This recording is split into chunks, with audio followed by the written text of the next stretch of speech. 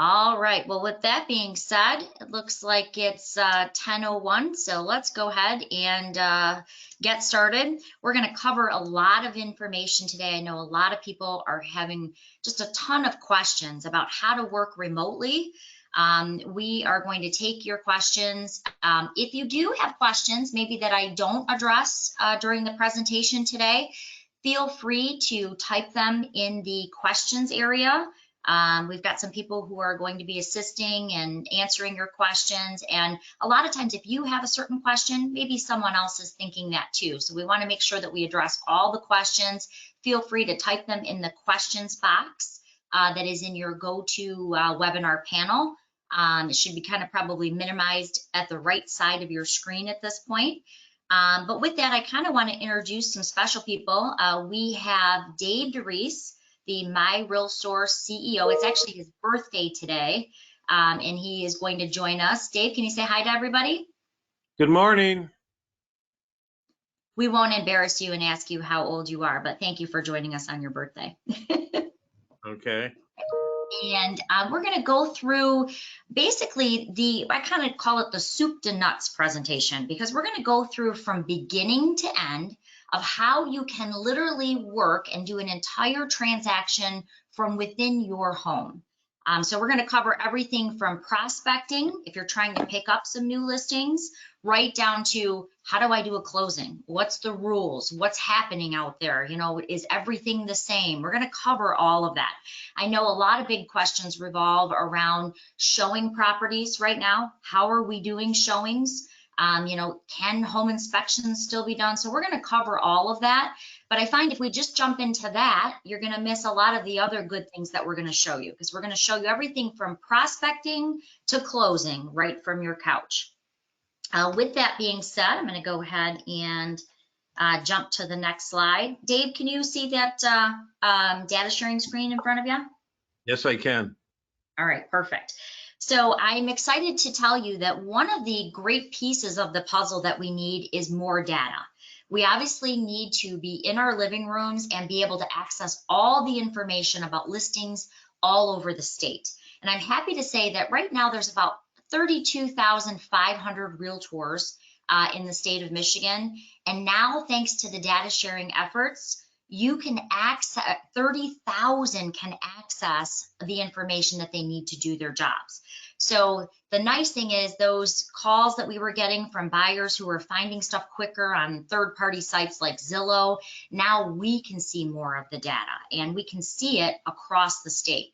And if you look over here to the left, those pink dots that you're seeing, that's actually MISRIC. That's being mapped right now, so that in the beginning of the summer, you will have all of those pink dots.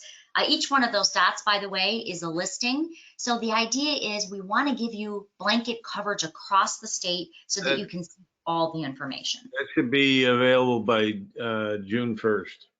Awesome. That's great. So Dave, do you want to tell us a little bit about what's going on? Because there's been so much information. It seems to be changing moment by moment and day by day. Can you kind of give us a recap of where we are?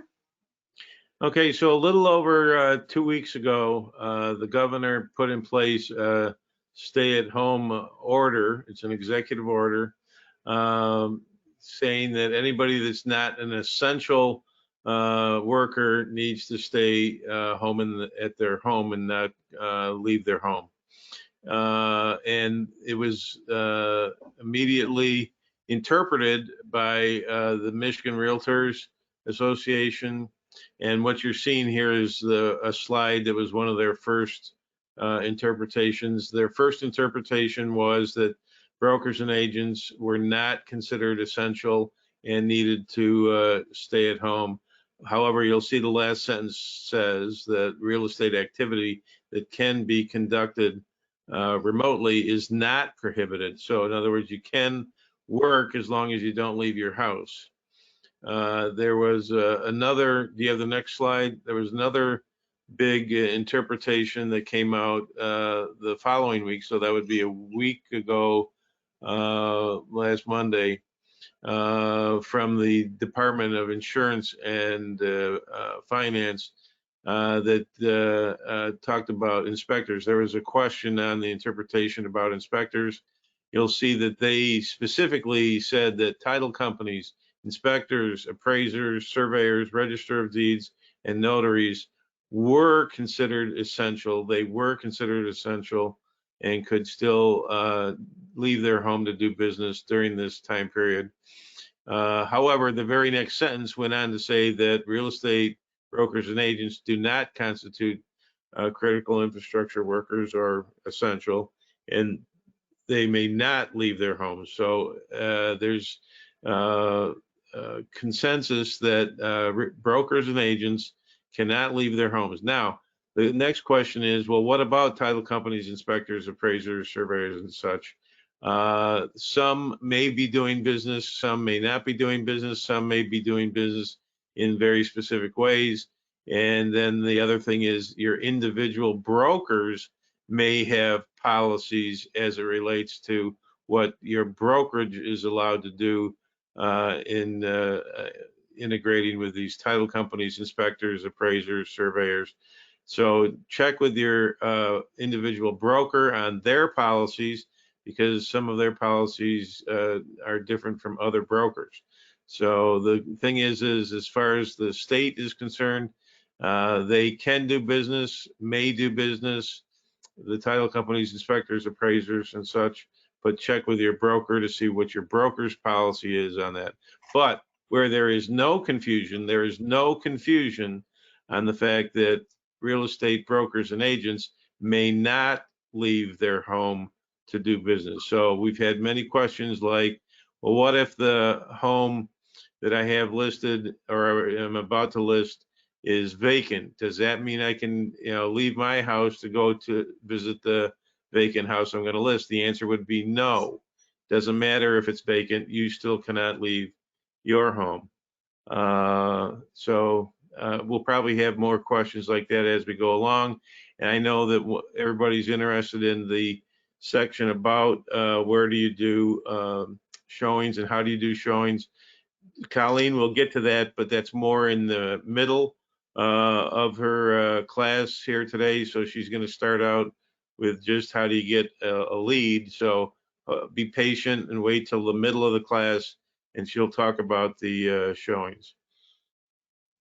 I see that she just put on the screen. There was another piece of information that just came out on March 31st, that for properties that are on septic fields in Macomb County, and Macomb County has an ordinance where in order to transfer property, it has to be inspected, that they're not doing those inspections right now. So if you have a property that is on a septic system, you'll need to talk to your broker about what language they would want in a purchase agreement, given the fact that those inspections are not being done during this governor's order. All right. So thank you, Dave. So I know we'll have a lot of good questions. Dave is actually Wait, I already got a question. What about conducting BPOs for banks and their sub-agencies? The thing applies if you're doing it as a broker or an agent, in your capacity as a broker or an agent, you still cannot leave your home to do a BPO for a bank or anybody else. The only ones that are allowed to leave their home are actual appraisers with an appraiser's license. They can leave their home. We, as agents and brokers, doesn't matter what we're doing, doesn't matter if it's for a BPO, we cannot leave our home. All right, good question. So Dave is manning that question box. So like I said, if you have questions, feel free to type them in. The one thing I want to point out, because I'm seeing a lot of posts on Facebook of agents saying, you know what, I'm just going to take these next couple of weeks off.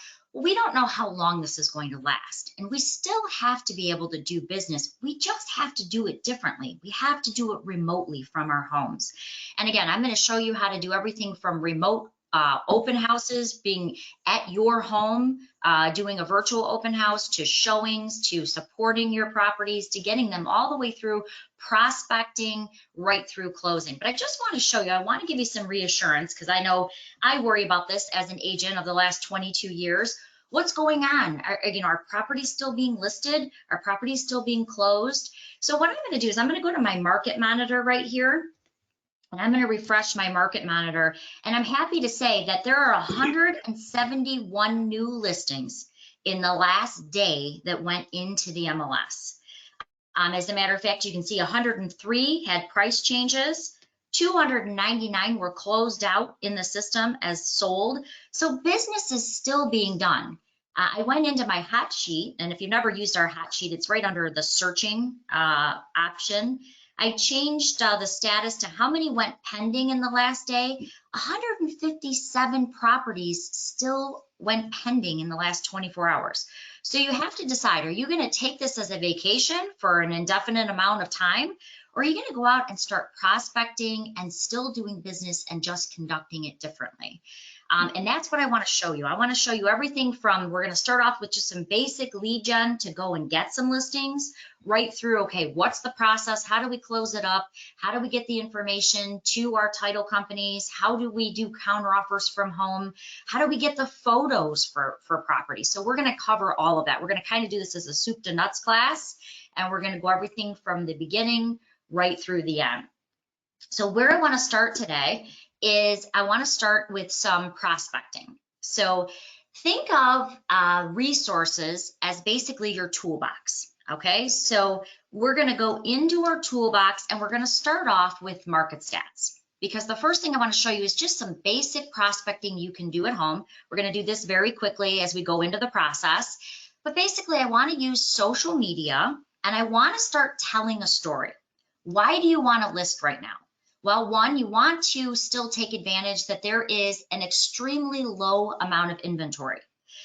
Buyers agents are still writing purchase agreements. They're just writing them differently. Because the buyers can't go into the homes, a lot of buyers agents are writing these contracts subject to the buyer walking through the property. And believe it or not, I actually just got one myself last week where they actually wrote that the offer was subject to the buyer walking through the property in the same time frame as the inspection would be done. So that's 7 to 10 day time frame period.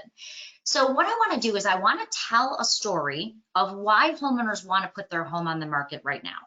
So maybe I want to tell a story like, due to the extremely low amounts of inventory, there's never been a better time than right now, and why they want to put their home on the market due to them getting more money. Maybe I want to use something in market stats like price per square foot. Now, the cool thing is, if you haven't used market stats before, you want to pick your area maybe that you want to market to. So maybe I want to market to Shelby. Maybe I want to market to maybe Sterling Heights. I do a little work over there. I want to compare some areas. Now, by the way, if you're doing waterfront or you have a unique area, you can even go into the My. Yes. Colleen, we Yes. do have a question. Says the problem is if the buyer is not working, the loan will not go through. That is correct. If the buyer is not employed, that will impact his ability to get a mortgage. However, there are still people that are employed. There are still people that are working at home under the governor's order and are still employed. So there are still buyers out there that are employed. I'm not saying that it won't have an impact. It will have an impact, but it doesn't mean that the number of sales is going to go to zero. It's not going to zero. There will always be people that need to sell. There will always be people that need to buy. Some of them are still employed. Some of them don't need a mortgage. It will have an impact, but it's not going to zero. The thing is that we still have to provide services to people that can close. And another question is, this may not be over in 7 to 10 days.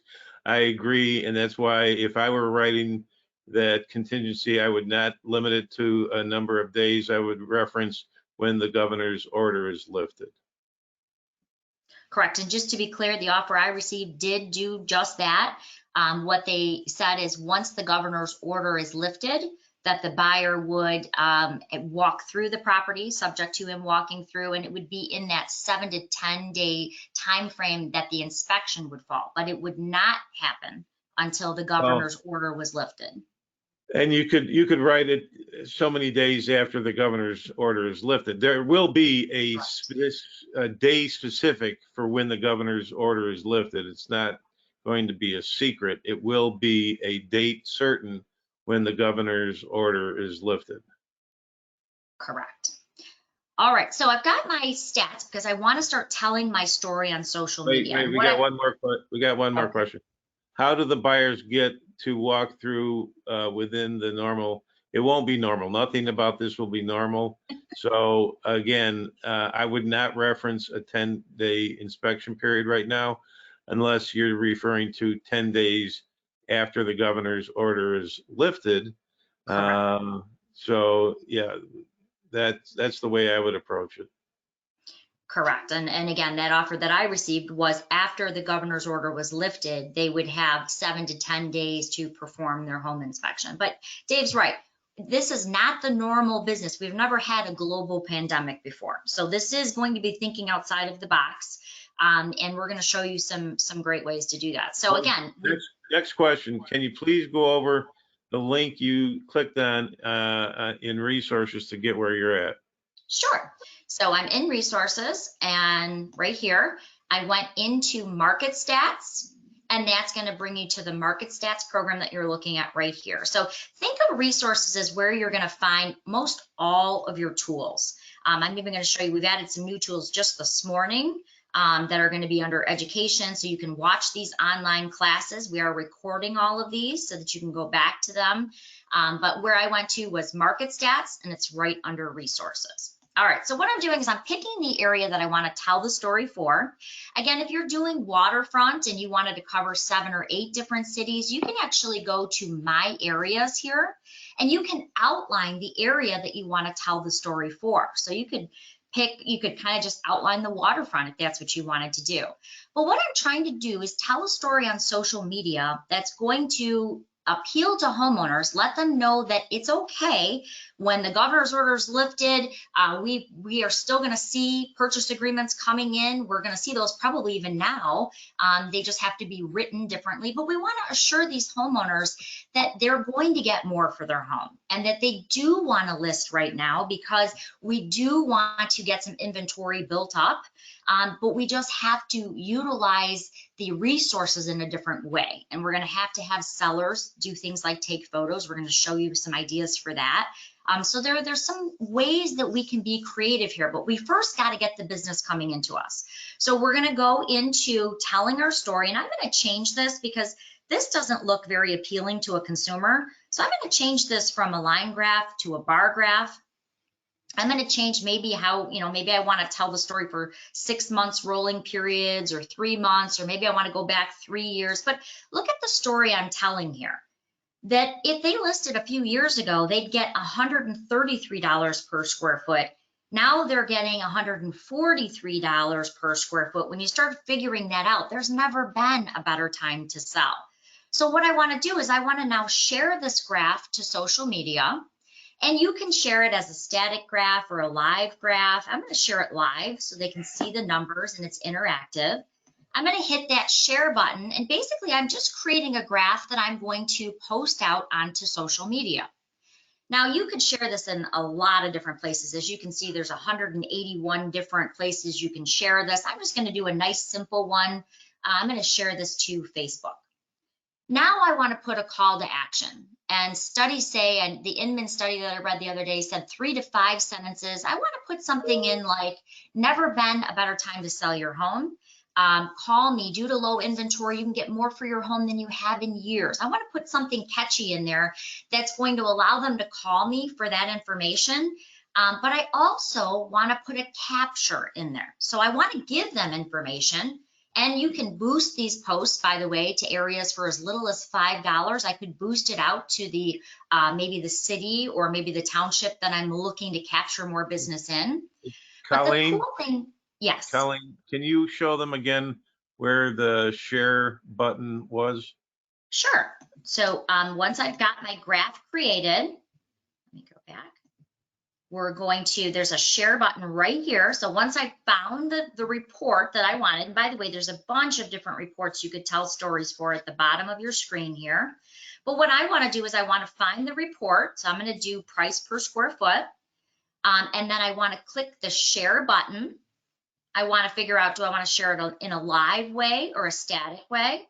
Then I want to go ahead and hit the share button and share in new window.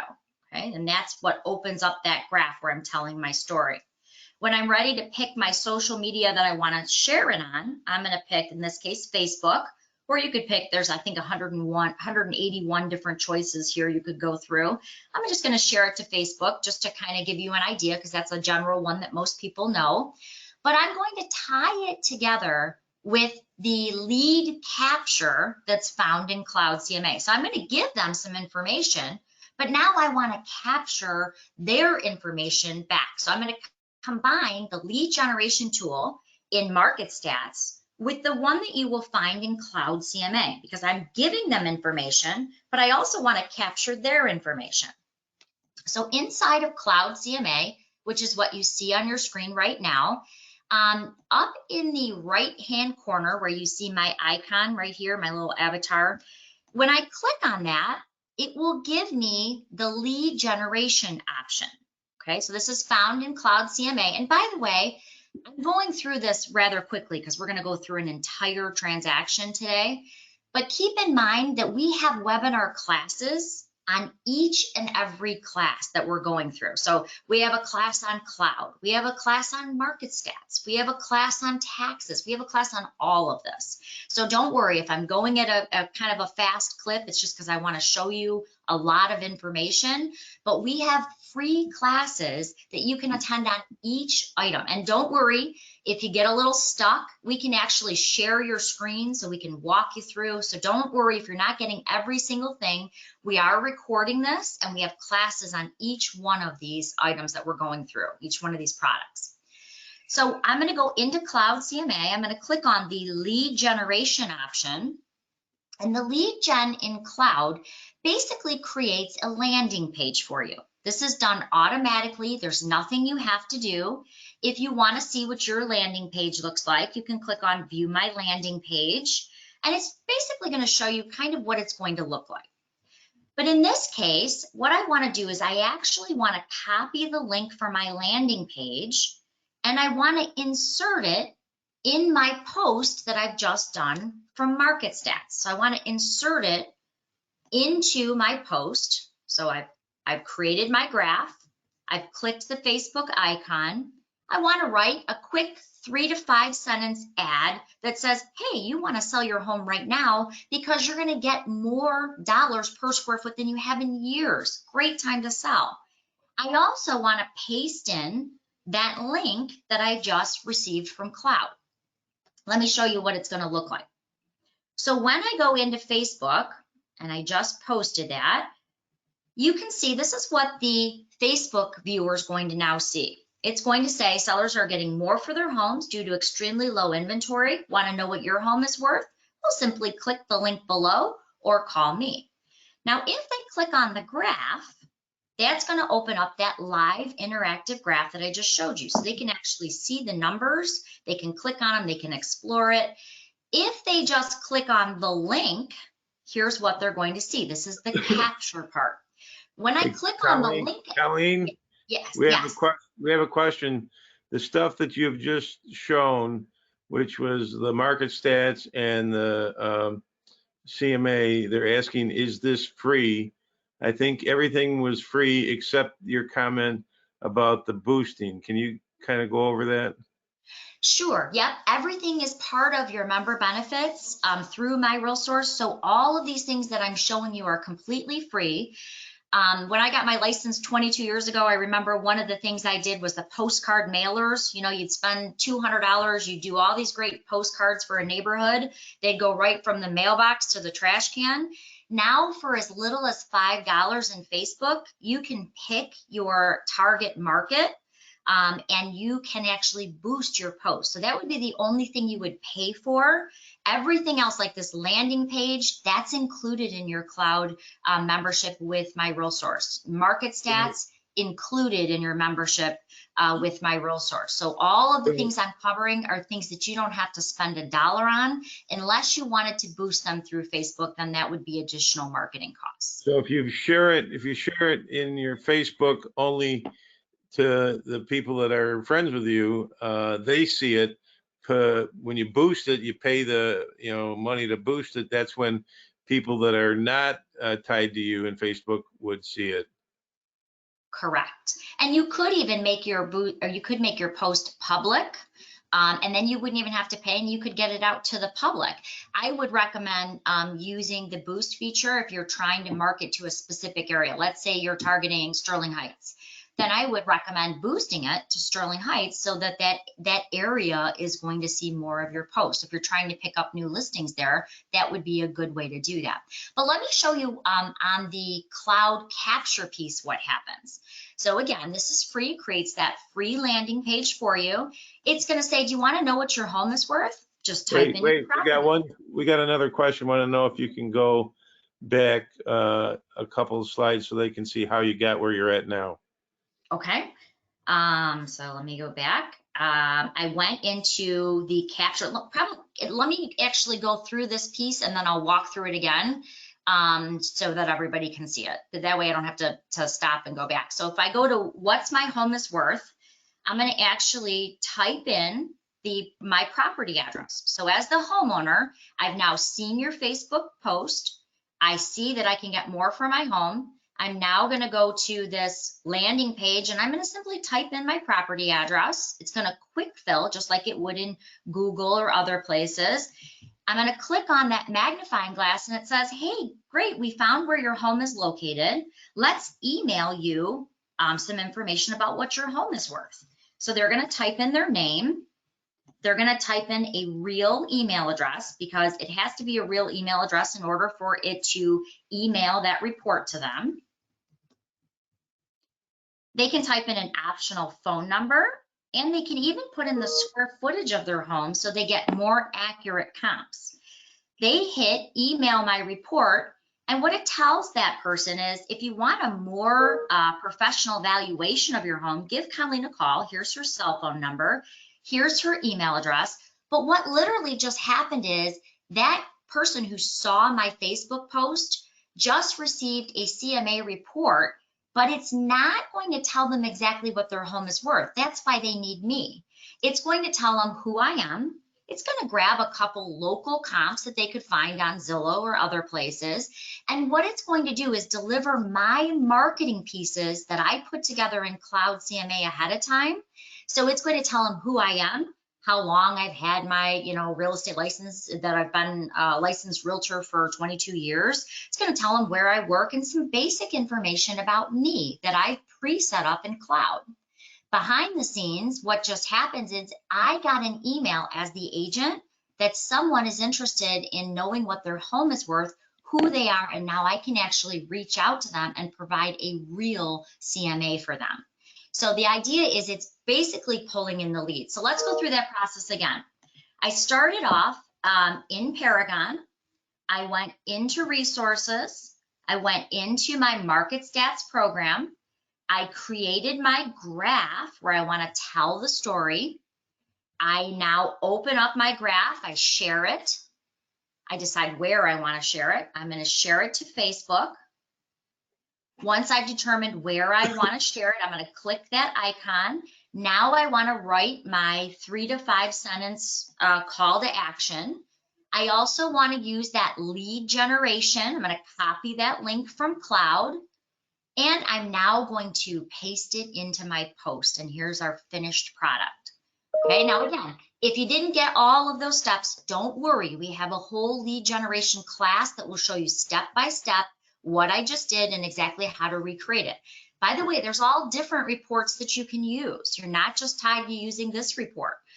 So we'll walk you through that in the lead generation class. And you are you recording this one? Yes, we are recording this class too. So if you miss anything along the way. Where will Where will they go to see it if they want to see it later? Okay, terrific. So let me show you where that is. That's also going to be under your resources. So if I go into Paragon, think of resources as where you're going to find all your tools. You're going to see recorded webinars. We just made this live this morning, so we are in the process of uploading all of those previous classes so that you can go in and see everything from how to do a virtual showing, which is a 4-minute video, right down to all of these classes. So everything, it will take you right into where you go to watch the recorded webinars. Okay, so now congratulations, you did a great job with your post. You just got a seller who called you and said, you know, Colleen, I'm thinking about putting my home on the market. What do you do now? Now here's where it starts changing.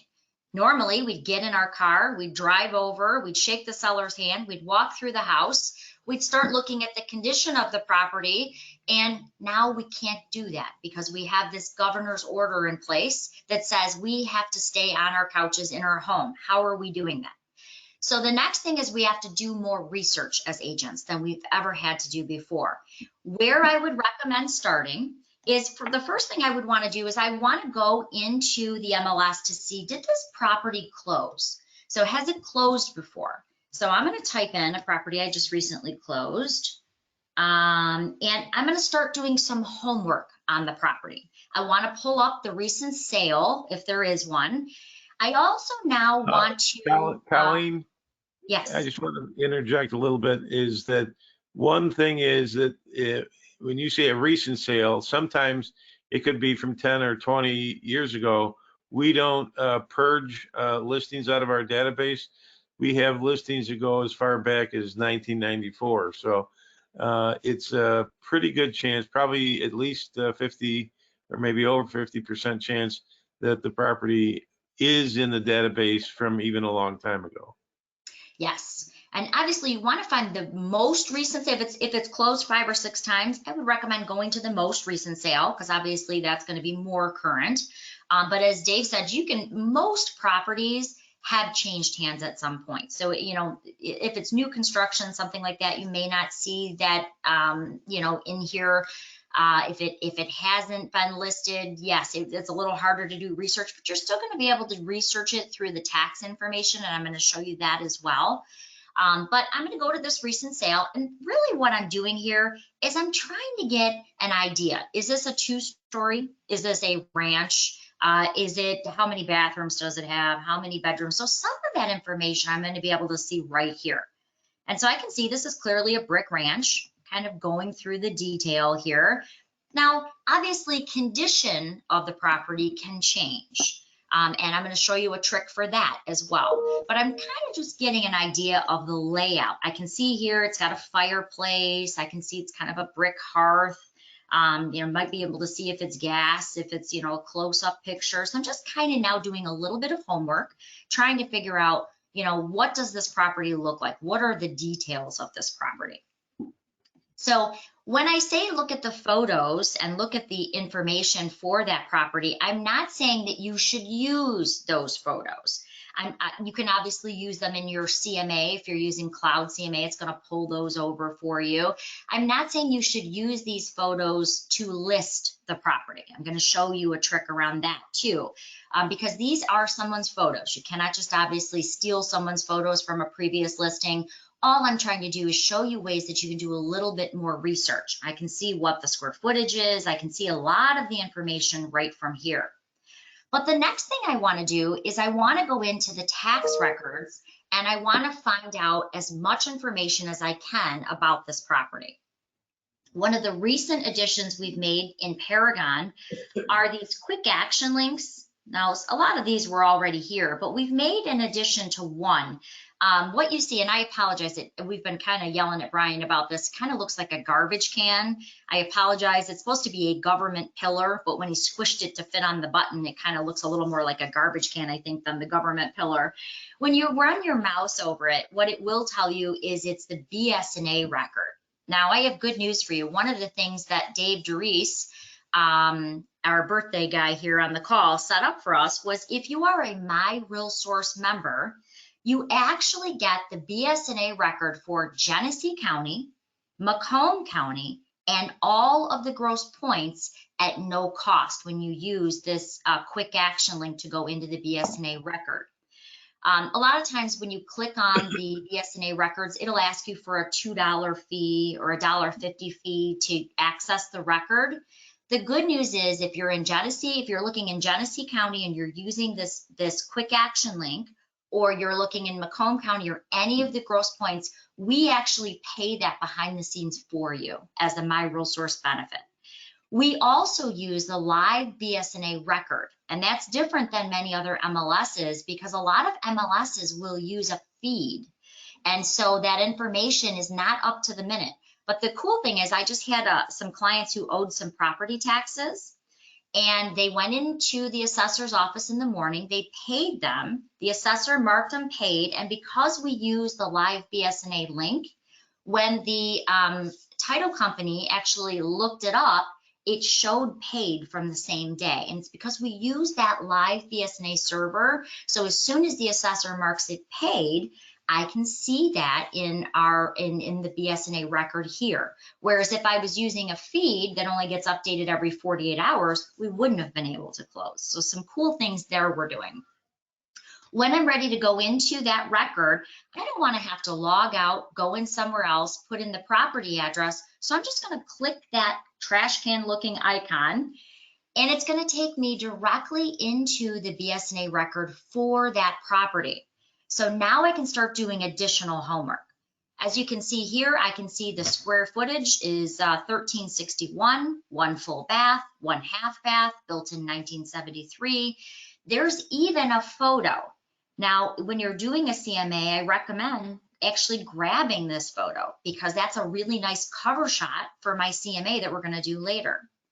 I also recommend saving this. So I usually print this to a PDF because I include this data right in my CMA, because that way I can show the homeowner where I got, how many square feet it was, what the bathrooms were, if it had a basement. I can actually go through this with the homeowner when I'm doing my CMA. As I scroll down here, I can see the owner information.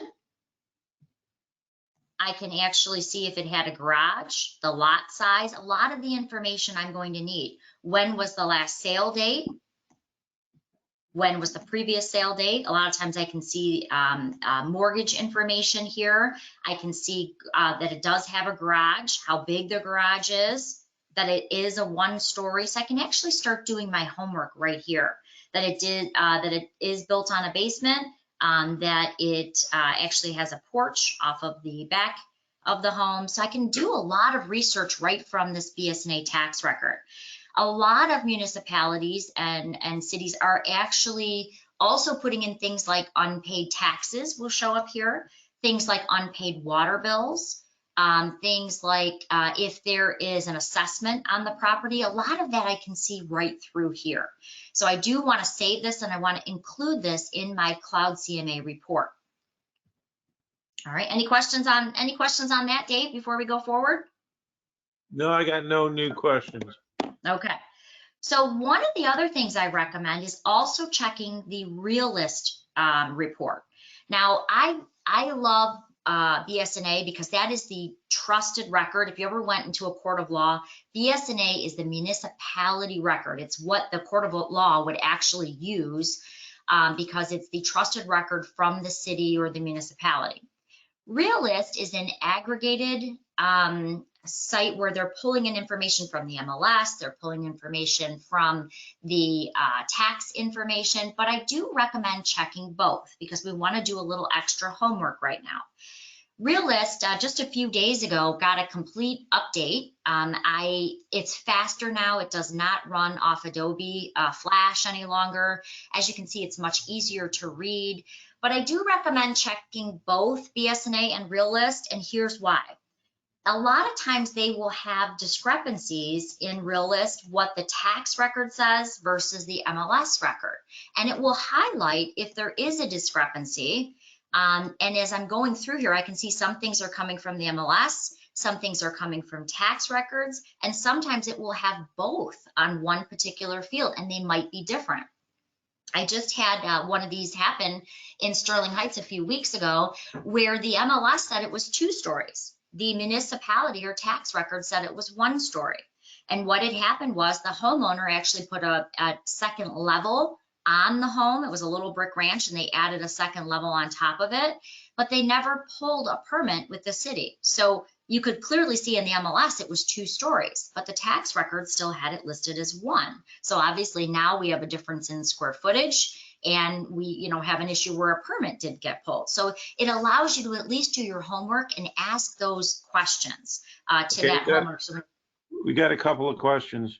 okay. Okay, so the question is, how much do you have to pay if the county is not covered? I think what they're meaning, so if it's not Genesee, if it's not Macomb, if it's not the Grosse Pointes, let's say, for example, it was St. Clair County, and we don't have that arrangement with the St. Clair County, then if there's a municipality that does charge, usually the charge is around $2 per record. So in that case, if you were to click on the that trash can looking thing, it may require you to put your credit card in and pay $2 in order to see the record.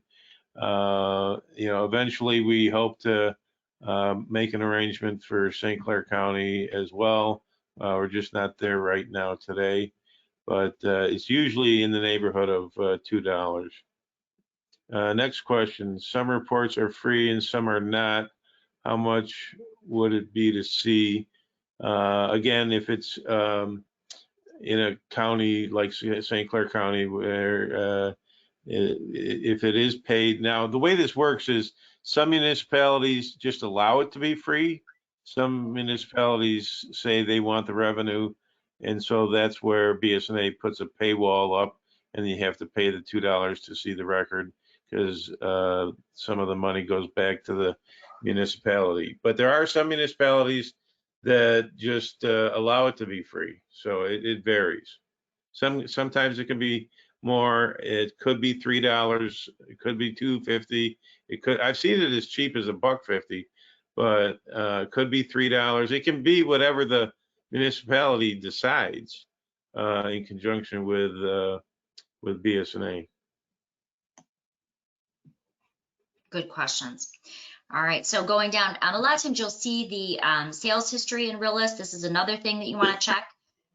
If you see that they closed, let's say last year at 300,000, and you realize, oh my gosh, I have to tell them that their house is only worth 200,000. I want to know that ahead of time. So I want to go into the last sales history that's recorded here in Realist. And a lot of times you'll even see if they refied. That will be in here. If they went to sheriff's sale, that's usually recorded here. So it kind of gives me an idea of, you know, where they are in their mortgage. Is it, you know, do I still want to ask, you know, what they owe on it? Absolutely. But it's allowing me to do a little bit of homework ahead of time, ahead of my call with the seller. Because right now, that's one thing I'm going to recommend. We have to do a little bit more homework. So when we're working with our seller, we know the questions we need to ask. I also print this as a PDF, and I pulled this into my cloud CMA report. And then it allows me to address this with the homeowner, especially if I need to ask questions like, you know, about a previous sale, or if I need to ask questions about that second level that wasn't there in the municipality record. So I want to pull that in too. Okay, so now we've done our homework and we're ready to give a CMA presentation to our seller. Now, obviously, we can't drive over there and we can't give that CMA presentation like we normally would. Another thing is when we're preparing our CMA, what I do recommend is asking the seller to take some photos. Now, most sellers have phones today. Most sellers have an iPhone or an Android phone where they can walk around and snap some pictures and send them to you.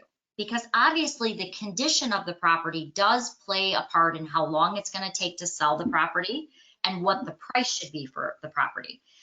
This particular house that you're looking at, this was the cutest, you can see from the outside, this was the cutest little brick ranch.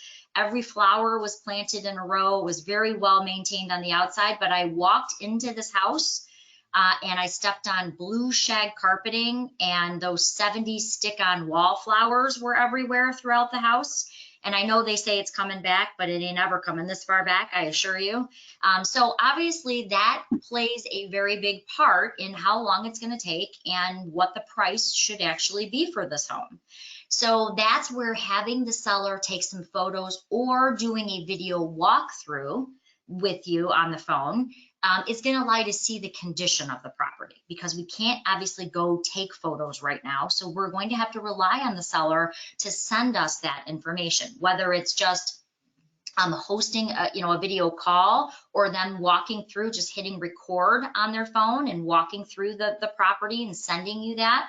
Or even if they can't do that and they just want to send you a couple of photos of the rooms, that's going to help you determine what the value needs to be. So now we've got some photos, we've actually done our homework, we've done our research. Now we want to build our CMA presentation. The hardest part really about using Cloud CMA is actually just getting the right comps in Paragon. So I'm going to go up to search, and I'm going to pretend I'm going to use this particular home as a reference, and I'm going to search residential condo. And I want to make sure that I'm pulling up comps that obviously an appraiser would pull up. And obviously you don't want to see me fill out all of these fields right now. So what I did is I actually saved a search just to save us a little bit of time. So I'm going to do my ABC search here today. So what I did is I just put in that it's a residential property. I'm looking for closed sales. And in this area, an appraiser would look 6 months back. So it's a kind of a cookie cutter home area. So I'm going to go back 6 months. But I also am a huge Floyd Wickman fan, and he always said, make sure you include your actives and your pendings if you're going to sit at someone's, in this case, if I'm talking to someone on the phone, or if traditionally I would be sitting at their kitchen table, I want to make sure that I cover what people are listed for in their neighborhood. So I always have gotten in the habit of including the actives and pendings and closed. A little trick too is if you're new to doing CMAs, you may want to include one overpriced expired, because most times when I'm going on a listing appointment, or in this case, if I'm talking to the homeowner on the phone, they may say, well, you know, Colleen, I have the only house in the neighborhood that was built with, let's say, golden nails. They always have some sentimental value, right? And I have to tell them, I know you think your house is worth more than any other house in the neighborhood because it was built with these golden nails, but that may not be important to the person buying your home. And so I need to also show them that if they overprice the home, if they say, well, Colleen, I know that you say it's worth 200, but we want to try 300 for a little while, I need a way to tell them, I know that you feel that your home is worth that. And Mr. Schmagegi on the corner, he thought he'd try that same thing, and he overpriced it. He's now been on the market for about 400 days, and he's reduced his price 3 times. So sometimes having one overpriced expired is handy, especially because you're not sitting right next to them. I want to be able to show them that. The other thing I want to do is I don't want to include any leases. I just want to do sales. And I want to put in as much information as I can. So I'm doing 1 story, built on a basement, has 3 bedrooms. So I did all my homework, so I have this information. I also want to do what an appraiser is going to do at the bottom here when he's looking at square footage. I obviously don't want to compare a 1,000 square foot brick ranch to a 5,000 square foot colonial. I want to keep apples to apples. So an appraiser in this area is going to use that 20% rule. He's going to say, okay, the house is 1,361 square feet. We saw that in the tax records. So my square footage range is going to be 20% off the bottom. So I'm going to take 20% of that 1,361. I'm going to minus it off, that square footage, and then I'm going to add it on top. So that brings me to a range about 1,100 to 1,500 square feet. And what I want to do now is I want to stay close to the property. An appraiser generally is going to say, I'm going to stay within 1 mile of that property. And this is where you can do some cool things for kind of figuring out the neighborhood, kind of figuring out where we should be. If I go up to my search by map, okay, there's a field that says search by map right here. If I go into my search by map, I want to put in the address. So right up here where it says center map on this address, I want to type in the address. Then I'm going to go ahead and shrink this out just a little bit so you can see it. Then I want to go to where it says miles. I want to type in the number 1 and search radius. That's going to find my comps within 1 mile. If you see these little clusters, these little numbers here, that means it found 3 comps very close together. And so when I want to go in and I want to see those comparables, all I want to do is I want to click on them, and I can now go through those comparables one by one. And there you can see that house that we closed on. So another thing, that because you can't get in your car right now and drive over to the property and check out the neighborhood, remember, over to the right, we all see this a million times, but we don't actually use it that often. Over to the right, there's this little yellow Google man. That Google man is basically going to allow you to walk through the neighborhood. So if I want to see what this neighborhood looks like, maybe I want to see, is this on a cul-de-sac? Does it back up to, there's a big Edison field right there. I want to check out this neighborhood. So I want to grab that little yellow man. And by the way, if you hover over an area, it will actually tell you where you're going to set this man in front of. So I'm going to set him right in front of my subject property. I now can walk down the street and literally check out the neighborhood from my couch. I can do a 360 tour, so I can see the neighbor on the right. I can see the neighbor on the left. I can see, is this, oh yeah, this is actually going to take me right out to the cul-de-sac where there is no outlet. So I can kind of walk through the neighborhood literally without leaving my home. It's a really good way to just kind of check out, you know, is it on a dead-end street, which I can see here. I can check out the other houses. I can kind of get an idea of the layout of the neighborhood right from here. Okay, When we I'm have a ready to question. go. Colleen, Yes. we have a question. How would you do this when dealing with homes with acreage and not a lot of other homes in the area? Great question. So if you are trying to do a CMA for a property in a more rural area, matter of fact, I just listed a home in Casco, and he was surrounded by easements for Edison. There was not a like home for several miles. So in those cases, and this is where taking our CMA class is really helpful. In those cases, you do have to, and I would see your broker if you have a question before the class. You have to obviously use different parameters, because if there's not a home that you can compare it to within several miles, you've now got to go outside those circles. And what I recommend is starting as close to the property as you can.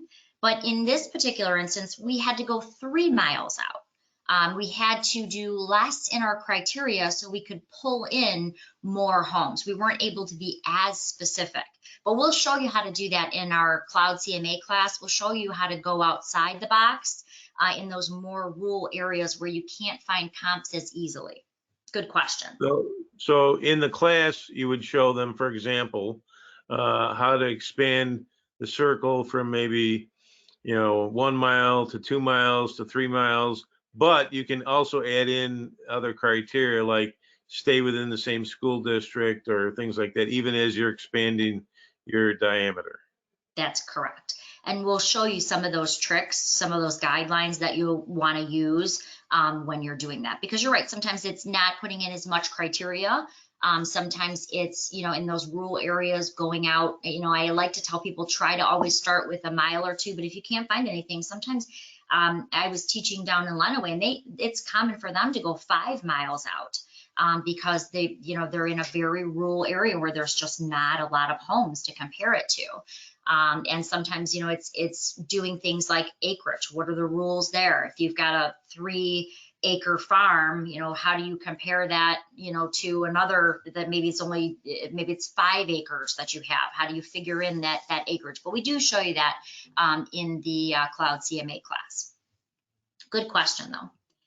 All right, so once you've walked around the neighborhood, we've gotten our detail. Now, obviously, we want to see what we came back with. So we're going to run our search, and we're now going to pull up all of those comps that we've selected. Right up here at the top, you can kind of see a little breakdown of what the average price, the average list price and sold price is. But for me, I have OCD, and every towel in my house is the same color, folded the same way. So this always looks like a mess to me. I don't like how this is organized. I want to see how many closed did I pull? How many active did I pull? What am I looking at here? So keep in mind, this works just like an Excel spreadsheet. If you go to the top of the column, you can actually click on it and it will sort actives with actives, closed with closed. Now I can kind of go through, and I want to open these up. I'm not going to do that today just for the sake of our time, but I want to go in and I want to check out the comparables. Why did a property close really low or really high? I would also put in this area, I would put in things like like a date range. Obviously, this one is built in 1980, may not be like our 1960s brick ranch. I don't want to compare new construction, for example. So I want to go through them and I want to make sure that they are like comparables. For the sake of time today, I'm just going to go through and select a few. I'm just going to grab a couple so I don't have to keep you here all day watching me type and go through each one. And I'm now going to use the easy button. But when I'm looking at this, I still don't like how this looks. Again, with my OCD, I want to focus in on just what am I selecting? I don't need all this other stuff. Show me what I'm really working with. So I'm going to say, I want to see just the ones that I've checked. So I'm going to go up to this checked box and I'm going to select that. Now I'm just seeing the properties that I'm bringing into my CMA. The other thing is I want the easy button. I'm never going to go in and type all these ML numbers out. I just want to go up to actions and I want to look for my CMA options. But be careful, there are 3 CMA options here. The first one is for Paragon CMA. I do not recommend that. I find it a little cumbersome. I don't find it has a user-friendly interface for the consumer, especially if you're not with them when you're presenting this.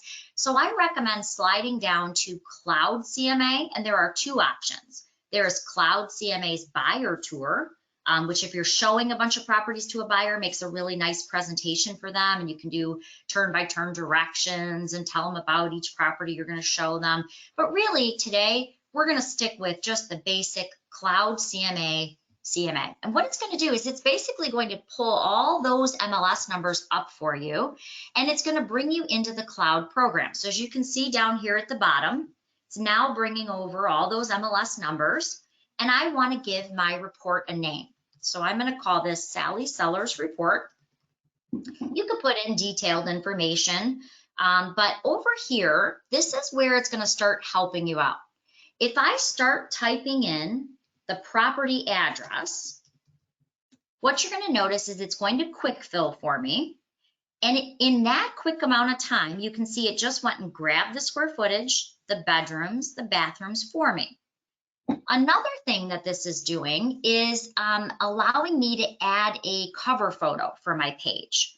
Now, and remember how I showed you that BS&A record that you could go in and you could take that photo that's included in the BS&A record?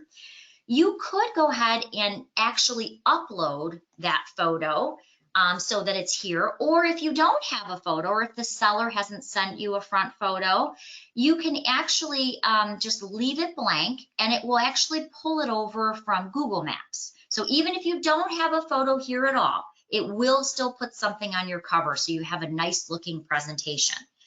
Now what I want to do is I want to click that Fetch Listings button, and I want to go into Cloud CMA and I want to start preparing how I want to showcase this report for them. Okay, so I click that Fetch button and it now brings me to the Customize page where I can kind of go through the comps that were brought over from the MLS. A couple cool things here. You can put these comps in whatever order you want. I remember my very first listing presentation, my broker said, get the price down, get the price down, get the price down. So my very first comp was so low, I almost didn't get to show my second comp. So remember that you can maneuver these in any order that you want. You can also go in and see the details for these properties. So I can click on details and adjustments, and I can go in here and I can see exactly what property, what it looked like, what the interior looked like right from the MLS photos. Another little trick is I always used to put Post-it notes right in my CMA that would say things like this property closed lower due to not having a garage. Well, this is bringing over the detail from the MLS, So maybe I want to type in something like property closed lower due to no garage, whatever I want to put. And I would always make it stand out by putting it in caps so I can remind myself as I'm going through this with the seller on the phone, oh, the reason this property closed so much lower than the others was because it didn't have a garage, or you know, maybe it needed a lot of work inside, but I can put my notes right in here. All right, if I looked at this property and I said, you know what, I really don't want to use that as a comp. It's too high or it's too low, and I don't want to start all over again. I can just deselect it, and now that comp is going to be removed from my report. You can also set the price that you suggest selling for, or even the price range. So maybe I want to give myself a little wiggle room, especially since I can't go see the property. Maybe I want to set a price range of 170 to 190 or 180, whatever I want to put in here. So you can actually set up a suggested price range for them. Now, they are not seeing this actual page. This is really for your agent eyes to go through it one more time. You can also go into the net sheet here, and you could actually put in what their costs would be. So maybe I want to figure out their transfer tax. Maybe I want to put in their commission, whatever it would be. Now, keep in mind, I don't actually use the net sheet here. I like the net sheet in Transaction Desk because it auto calculates everything for me, but it's just personal preference. I like the one in Transaction Desk because it will figure out everything for me, auto calculate it, and then I just pull it into here. But it's completely your choice. You could do it in either product. Okay. Once you've got this information, now we want to hit our customize report. Now, customize, once you do this one time, you don't ever have to do it again. But there are some specific things for me that I want to include in my CMA. Things that maybe I created, maybe my own marketing plan. One of the things I created, and I'll show you that I use in every CMA that I do, is the general question when you're talking to a seller is my home going to be on Zillow? Where are you going to advertise my home? So what I did is I made my own sheet that talks about how we will advertise your home on 400 different sites. And we will make sure, and I put just the top icons here so they can see, yes, it's going to be on Zillow. Yes, it's going to be on realtor.com.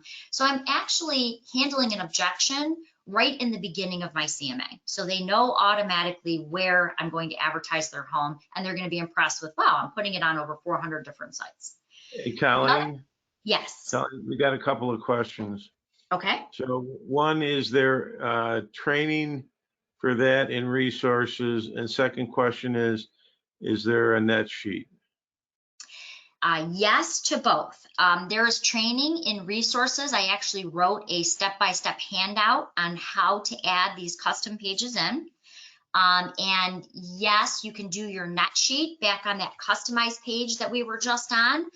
You can go in and you can actually put in your net sheet values. The only thing is in here, you have to figure out the math. If you do the net sheets in Transaction Desk, it will figure out the math for you. But yes, it's a really good So question. if you do it in Instanet, then you can still insert it into your Cloud CMA as a PDF. Correct. And we'll show you how to do that in the Cloud CMA class. It's actually very, very simple. When you go to your avatar here, it will show you custom pages, and you can actually pull them in as PDFs. And I'll kind of show that in the next example when we start talking about market stats too. When you get into the customized page, really the hardest part is making sure that your layout and theme look as you want them to. Obviously, if you're with, let's say, Century 21, you don't want to go with the Remax colors. So the theme is really just your company colors, how you want it to look. The layout is how you want your properties to be displayed, your comp properties. If you want a shorter report, you may want to have your properties stacked up on one page. Maybe you want 4 comps on each page. If you, my personal preference, especially right now, I like to do the photo with max data because I want to have all the property photos and I want to have all the information that's coming over from the MLS. So I have as much information to show that seller as possible. You can also save templates. So once you have your report completed the way you want it to look, you can actually save it. So I have Colleen's short CMA. I have a longer one for when I was working with, he was an engineer and he kind of wanted all the details. So you can actually save the order and the layout. So the next time you do a CMA, this is all prepared for you. Now, as I mentioned, one of the things I'm a fan of is bringing over the BS&A record. So when I find the BS&A record, I save it and I pull it into my CMA. So as you can see, it's right here. I do that with Realist as well. If you have a previous sale in the MLS, I recommend pulling that in here so you can show, oh, you closed on this property in 2017, you paid this, you had concessions. I can have all that in my CMA. Another thing I recommend is including market stats. Now we covered market stats in the beginning, but I do this a little bit different. I want to show them very quickly what's going on in their marketplace, especially right now. Should they, if I'm giving them a price range, should they list on the low end of the price range or the high end due to their market conditions? So I include what we call market stats, but the fast stats portion of it. So I can show them with one click what's going on in their marketplace. So let me show you how I did this real quick.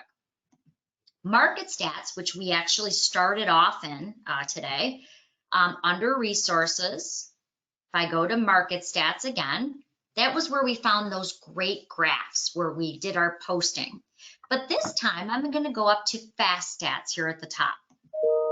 Because what I'm trying to do is I'm trying to quickly educate that seller who I'm not sitting next to on what's going on in your market and where should you be on that price range scale that I'm giving you. So I'm going to say that I'm going to go into Macomb County and I'm going to use Macomb Township here. I'm going to click on the Macomb Township stats. And what I can see is the supply and demand. You can see I just did that by clicking into the map. And this is a really good example. Right now, Macomb Township is down 38% in inventory. Okay, so I can see that right here. Inventory of home sales, 38%. Look what it did to our average sales price. Because we're down almost 40% in inventory, our sales price went up dramatically. It went from the average was $321 last year to $336 this year. Why? Supply and demand, not enough to buy, right? Therefore, we're seeing multiple offers, higher sales prices.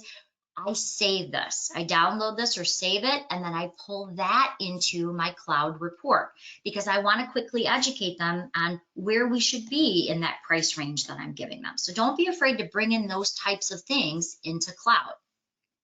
Lastly, when you've got your report set up, the last thing you have to do is publish this.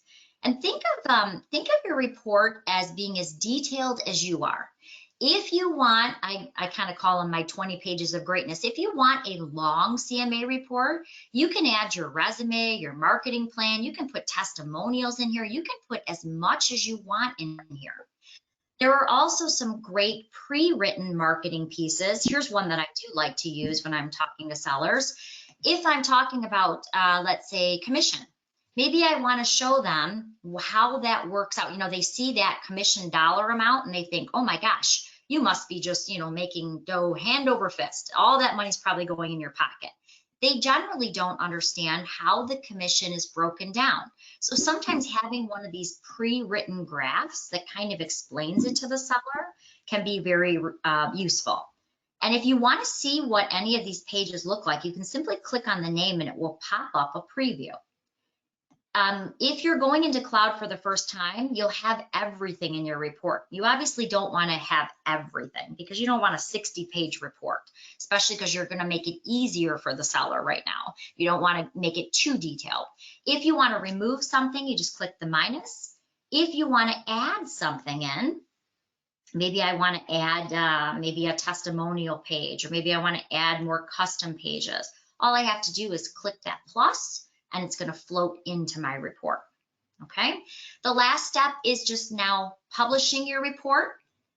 This can be published as a PDF, or I can send it to my seller in an easier way for them to go through. So let me show you. When you're creating it as a PDF, I'll just show you one I recently did here.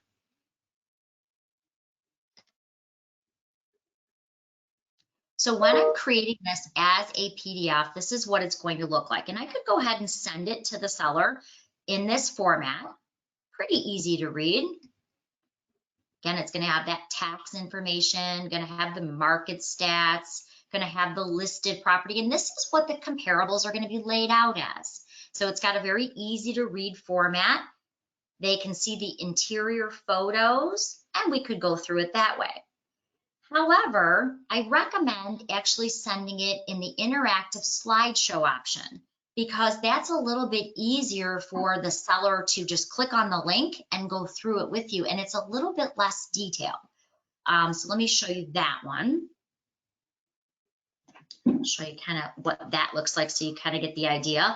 On your CMA page, there's the PDF option, but right next to that is the slideshow option. That is going to give the seller an easier view, and it's a little bit more interactive. So let me show you. You're going to send them over that link via email. It's going to allow them to go through it. And what I recommend right now with the executive order is that you're going to go through it via phone call, or if you're a little more tech savvy, you could do it via Zoom call if you'd like. And what I want to do is I want to go through it in a way that they can understand it. If they say, well, did Mr. Schmagegi over here on Breckenridge, did he have a finished basement? They can actually click on the home on Breckenridge. It takes them to that specific listing. They can swipe down if they're on a tablet or click, and they can actually blow up the photos. We can go into them in great detail. So it's a little bit easier for them to interact with this style of report. And I'm literally, I know you can't see me because I'm obviously doing this on a webinar, but I'm literally swiping my way through and now going through it with the homeowner. Okay, so we can go through their questions together. We can go through the comps together. It'll even show them on average, it took about 53 days. 96% of the homeowners in this area got within their listed price. I mean, you know, so it's a really good way to kind of go through it in detail. And you can enter their email address at the end, and it will send them the full report, because I'm kind of a fan of doing those leave behinds where they have something to go back to. So the idea is now we can actually go back into that detail. Okay, I got a question for us here. Okay. It says we were supposed to get that editable slide regarding where our listings go. I think that's the one that you created. Yes. That's still coming. That's just something I made. I didn't make it as the I just kind of made it myself. If you would like to have it, just chat in the questions. Just put, yeah, I'd love that. I'll take all my branding off. Just make sure you check with your brokerage to make sure that the number's even editable, what your number is that you syndicate out to, and just make sure that you are in fact syndicating to those places. But I'm happy to share it. It's just something I made. I'm more than happy. Just make sure you record it. Just say, I would like that, and I will send it to you afterward. And again, you could make your own if you wanted to. If you just want to use that one, you're more than welcome to it. Just in the chat, let me know, and I'll send it to you after our call tonight. Okay, so congratulations. You did a great presentation with the homeowner. They have selected you as the listing agent. Now we have to start getting into the finer details, because now we've got to obviously market a property we haven't seen. How do we do that? We've got to get permission to use the seller photos. How do we do that? So let's go there next. For me, I use Transaction Desk because I've got all my broker packets in there, and I know, you know, there's different ways that people go about filling out their transactions these days. For me, I have my whole packet already set up in Transaction Desk. So just like if I ran into my office to grab my listing packet, which obviously I can't do right now, I want to have my listing packet, my sales packet, my lease packet. I want to have it all set up in Transaction Desk. I know some people are now using Command, some people are still using Zip form, but brokers, if you're on the call today, have this packet set up so your agents, when they're starting a transaction, have everything they need. There are some additional pieces they're going to need too, because they can't go to the property and take photos. So one of the additional pieces that they're going to need in their listing packet is the copyright photo forms. So let me show you those. Right inside Transaction Desk, and by the way, it's also in our MLS documents right within Paragon, we have created a file folder that says photo copyright forms. Now, because whoever takes the picture owns the copyright to the photos, and the seller is providing those photos or that walkthrough video tour for you, remember, they own that. Now, you've got to get permission in writing to be able to market those photos, because let's face it, copyright is triplicate and it's expensive, and you're relying on their photos to advertise your property. So if you go into the copyright forms, the one you're going to be looking for is the one I have highlighted on the screen right now. It's the broker and agent photographer joint ownership copyright agreement. Let me show you what it looks like. What it says is that the homeowner took the photos, and yes, they own the rights to the photos, but you also get joint ownership of those photos so that you can market them. It's a simple one-page photo, and it does give you the permission for both pictures and video, correct, Dave? Yeah, if you see underneath the line where they would put in your name, 2 lines down, it says pictures/video, collectively known as the photos. So it does include both the photos they would take as well as the video that they would take. If they just sign this one document, it takes care of it. And it's a very simple standard form: signature, print name, and date. So again, this is allowing you, and you could put this in your listing package. I would recommend that, so that the agents, when they pull open their listing package, they have all the forms that they need. But you want to make sure that you're getting this to the seller in order to be able to start marketing with their photos. Okay, Another thing I want. Wait, somebody wants to see again where you found that. Where did you go to get that form that you're showing them right now?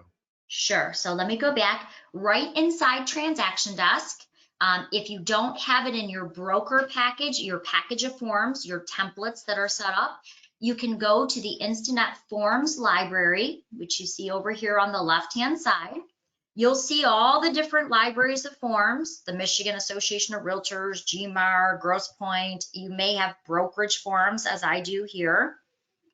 You're going to scroll down to the photo copyright forms, and I'm going to click on that, and it's going to be the very first one because they're done alphabetically. It's the alternative broker and agent photographer joint ownership copyright agreement. If you are not using Transaction Desk, I know a lot of people may be using Command or maybe using Zip form, you can also find them in Paragon under the MLS Documents tab. We have a whole folder on copyright forms. So do you see where my mouse is right here? This is the MLS Documents tab. If you click there, you can find the copyright forms there as well. Okay. So let's talk about those packages of forms, because there's some tricks that you're going to need to know. Like one of the questions that always comes up here, well, what about the seller's disclosure form, Colleen? What if my homeowner doesn't have a scanner? How do they get that back? Well, there's actually a way you can send those out, and they can fill them out right from their email and just hit save. They don't have to print them or find a way to get them back to you. There's also the data sheets that they can fill out, that you can fill out as an agent to push to your admin. So let's go into that next. When you are creating a transaction, you're going to simply go up to the add button. You're going to give your transaction a name. So I'm going to use that same property here. But here's where the cool thing is. If your brokerage has packets set up, like your listing packet, your sales packet, I'm lucky enough to just go right into my listing packet and have every form that I need so that I don't have to worry, did I miss a form? What form am I supposed to use? I'm just applying what my broker already set up. Down here, I'm going to pull in from the tax record. So I'm going to actually pull in from RealList here. And there's a little trick to this. So if I want to pull in from the tax record to save myself filling out 35 additional fields of information, I want to pull from RealList. I go to this little magnifying glass to the right. I pick the county. I fill in only 3 pieces of information. If you put in too much information, I promise you it won't work. You only want to fill in 3 pieces of information. County, street number, and the route street name. This happens to be Westwell Drive, but you want to leave off the drives, the ways, the places, the avenues, leave all of those off because it's very Google-esque. And if you put in too much information and it's trying to find a tax record, it won't pull it. So you want to pull in less is best. Don't just put in the route street name and hit search tax data. As soon as you do that, it immediately finds the property record, as you can see here. I check it off. I hit, yep, I want to start my transaction with that. It already knows because I applied my listing packet that I'm the listing agent. Of course, if I'm representing both sides, it would allow me to change that as well. And I want to hit create. I basically have just started my entire transaction. As you're going to see in just a second, the auto population has already started to flow in. Things like looking up that lengthy legal description, I don't have to do that. It's already there for me. Township, tax number, school district, year built, all of that is data flowing for me. So I don't have to fill that in. If I jump over to step 3 here in my wizard, you can see it's even pulling in the seller and the seller's information. So I don't have to add that in.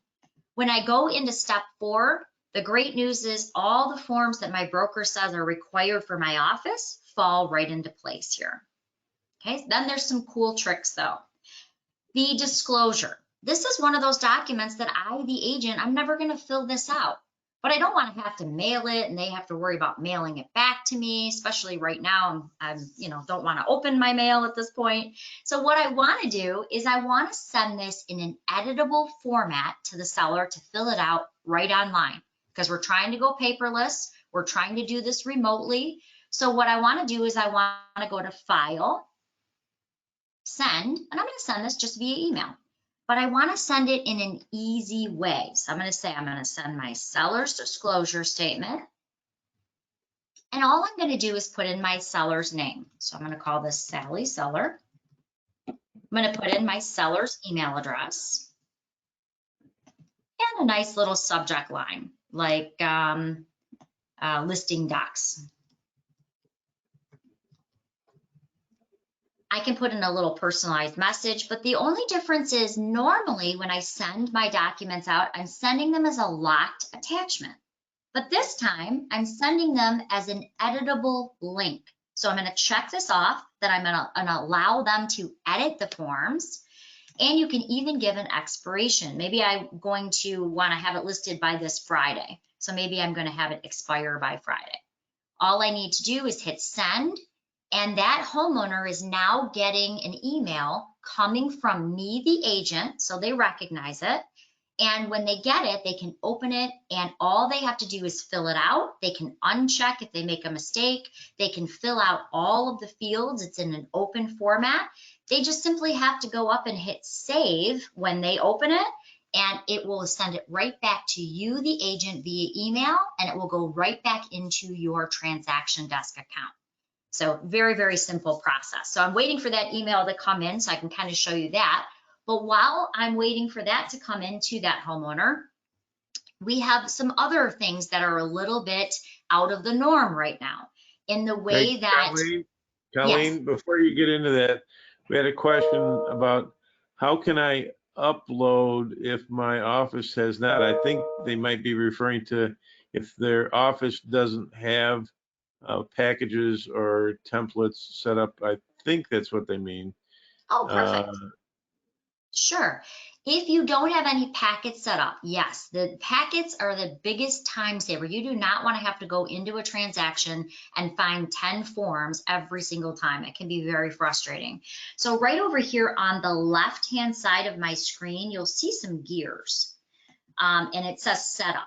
And basically, when you click on those gears, it allows you to set up your preferences. And one of them is transaction templates. When you click on transaction templates, if your broker made templates, you will see them. They will have two people saying that they're available for an office. If you've made a template, you would only see one person knowing that it's just for you. And by the way, if you click on add, that's how you're actually creating your packets of forms. So let's say I'm creating Colleen's listing packet. And there's a handout that I wrote on this that's in the MLS docs. And we also have classes on Transaction Desk. So don't feel like you're on your own on this. I would do Colleen's listing packet. I would say I want to apply this to residential listings so it knows I'm the listing agent. And I'm going to hit save. Once I do that, I'm going to go down to forms.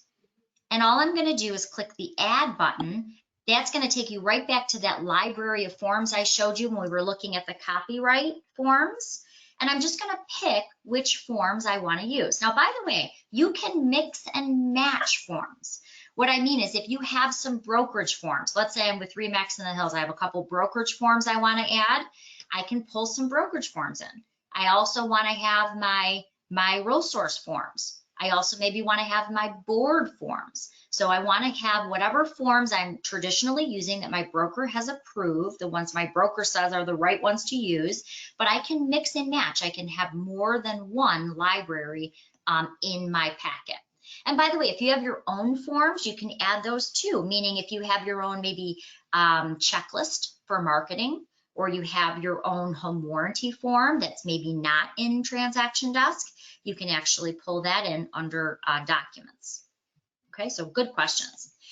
All right, so another challenge that I have is I hate double entry, and some brokers also don't allow the agents to add their listings into the MLS on their own. Wait, So we got, before you go too far, we have one more question. I think it relates to this idea of forms.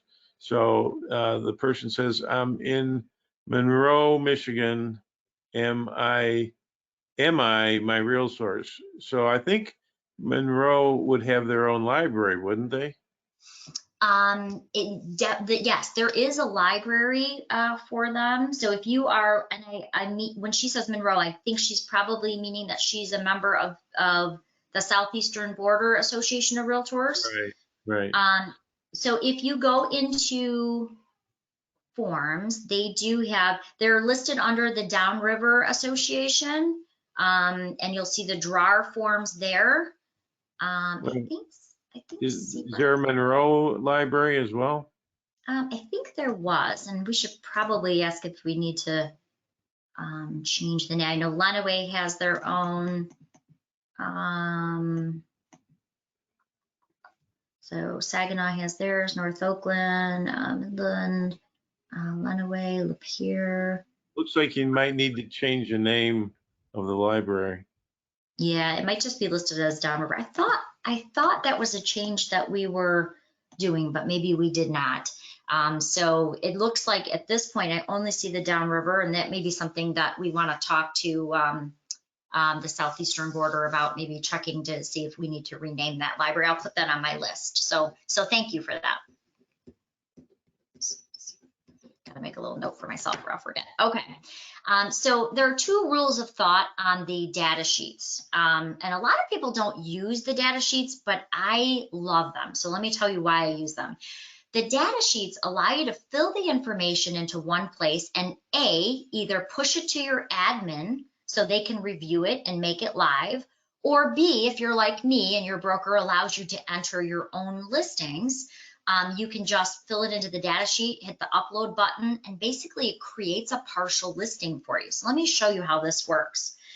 I am a huge fan of this because it saves me a lot of time. what I do is I go in and I auto-populate the information from the tax record into my transaction forms that I showed you. The next thing that I do is I go in and I fill out my data sheet with all the information. So residential, sale. Once I've completed it, I now go up to this top button and I click Upload Listing. Now, behind the scenes, what it's really doing is it's creating a partial listing.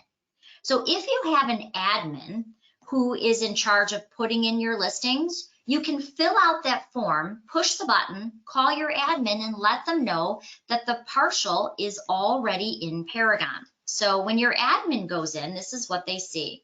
They will see the names of all the agents under their office, and they can find you and they can see your partial listings. They can then go in, open up the partial listing, maybe add photos, maybe add your disclosures for you, and then simply hit save, and that listing is made live in Paragon. If you are doing that, if you are putting in your own listings, like again, my broker allows us to put in our own listings, and I have OCD, so I like to kind of do it myself.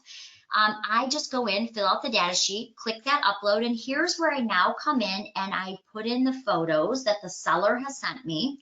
And I now add in my disclosures, my seller's disclosure, my lead-based paint, if you have bank addendums, if you have condominium bylaws, you might want to put those in there right now, making it easier for the agents to work at home. Everything's in one central location. Then all I have to do is hit save, and my listing is now live in the MLS. Now, there's a couple things we had to change recently.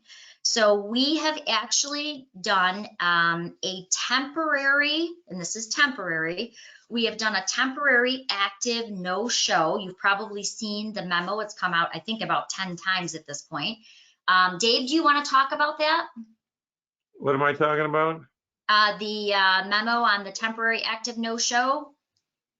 All right, the MLS in the past, before the governor's order, had a rule that said if it was active in the MLS, that you had to allow in-person showings. So obviously now we can't do in-person showings. So we temporarily suspended the rule so that you now can have it in as an active listing with no in-person showings, as long as you meet a few of the criteria. The criteria has been evolving. What it is currently, as of today, is that we highly, highly, highly recommend that you put a video in. We highly, highly, highly recommend you put interior photos with labels and descriptions in.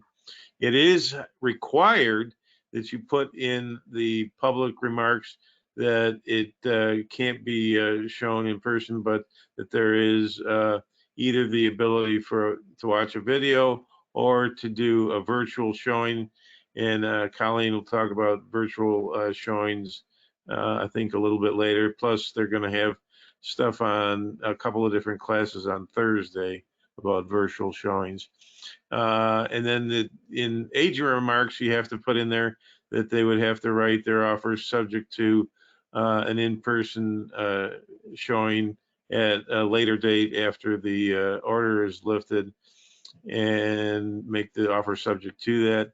And then they would have to, the third thing is they have to put that all in showing time and make sure that the showing time as actual in-person showings are blocked, but virtual showings can in fact still happen and can still occur through showing time. Okay, and let me, so Dave was talking about how important captions and descriptions are. So I'm just going to show you a good example of that. Obviously, and I keep calling them captions. They're really, they're actually called labels. And you want to make sure you're labeling these photos, because remember, these sellers, they don't take professional property photos for a living. So you may get a powder room that is just, you know, front and center of the toilet. Is it on the first floor? Is it downstairs? We're going to have to do a little better job right now sort of labeling these. So when we're talking about adding captions and descriptions and labels, it's when you're going into the MLS, you want to make sure that you're putting that extra detail in here. We want to tell them what they're looking at, because again, they may not be the best quality photos that are sellers. They're not, obviously not professional photographers. So we want to put as much detail as we can, you know, about the appliances, about things like that. So as people are going through the photos, they can clearly kind of tell what they're looking at, or if they're looking at a tour. Now, what Dave mentioned is adding those tours. We're going to talk about setting up showing time, because obviously that's going to be different. But one of the things I want to show you is if your seller sent you a tour of the property. So let's say they grab their phone, they're walking through the property. Where do you put those?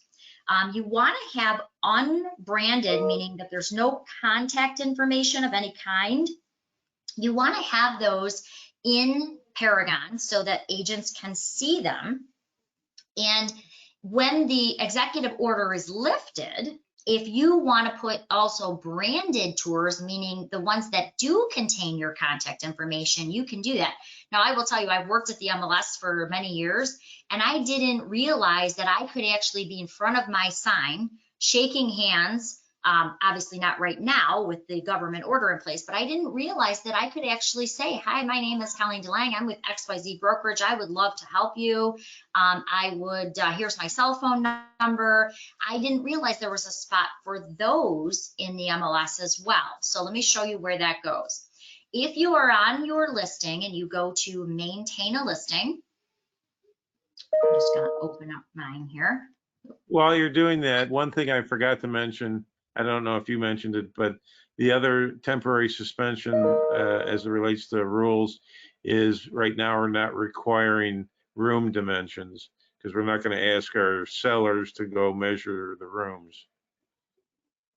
No, thank you. I didn't mention that. And yes, that would be a little difficult. So there are we've made some changes on the MLS end temporarily, just to allow you to work with the seller and it not be so cumbersome, you know, on their end. So we're talking about tours. Again, right now you're going to use an unbranded tour, meaning your seller's just going to go through with their camera. They're going to take a little tour of the property, and they're going to obviously send you that tour. Now, there's a couple different ways, and we show this, by the way, the process for doing this in the virtual showing and virtual open house class that will be on Thursday. We're going to show you how to get that file from your seller's phone into a video link to you, into a video link so that you can host it in Paragon. So let me show you where it's going to go.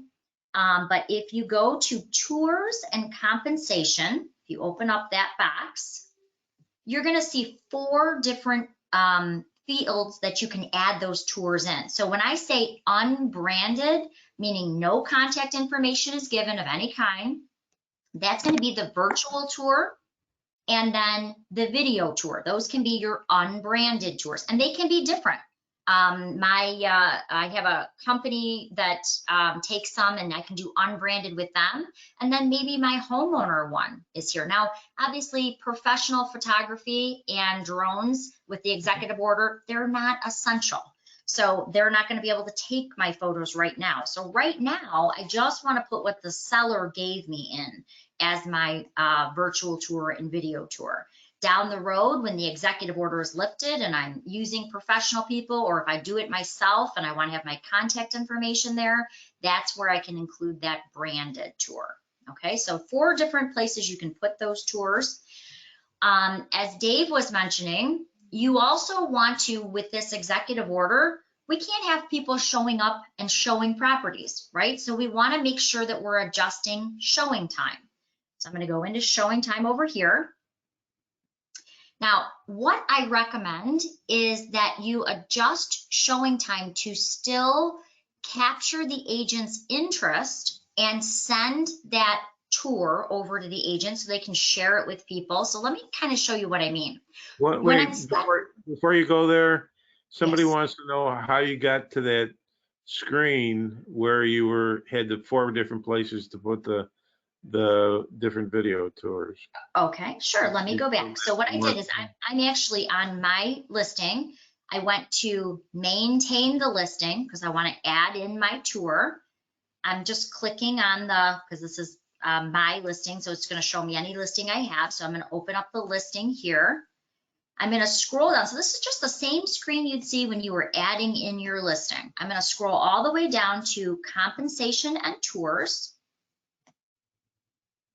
And that's where you're going to find your tour fields that you can add. Again, right now we are encouraging you to add an unbranded tour.